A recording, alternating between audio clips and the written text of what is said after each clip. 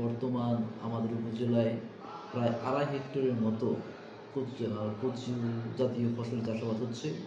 এর মধ্যে 1.5 হেক্টর মতো আছে লতিরাজ বা বাড়ি কচু 1 বলি আমরা। আরেকটা হচ্ছে পানি কচু, সেটাও প্রায় 1 হেক্টর মতো হচ্ছে। তো লতি জাতীয় ফসল বা কচু জাতীয় ফসলের মধ্যে রোগ প্রতিরোধ ক্ষমতা রয়েছে। ফলশ্রুতিতে মানে অধিকাংশ ক্ষেত্রে রোগ প্রতিরোধ ক্ষমতা থাকার কারণে দেখা যায় সহজেই কৃষক ফসলটা কম খরচে তারা বাসায় তুলতে পারতেছে। লতিরাজ কচুর মাধ্যমে দেখা যাচ্ছে কচু জাতীয় ফসলের পাশাপাশি সে লতিটাও পাচ্ছে। একের ভিতরে আমি বলতে চাই 2 রকম ইনকাম কৃষক পাচ্ছে। তো আমি কৃষকদের প্রতি আশাবাদ ব্যক্ত করছি, এই লতি কচু বা কচু জাতীয় ফসল অধিকারী চাষাবাদ করবেন। আমরা কৃষি বিভাগ গত বছর 2টা লতি কচু এবং 2টা পানি কচুর প্রদর্শনী কৃষকদের দিয়েছি।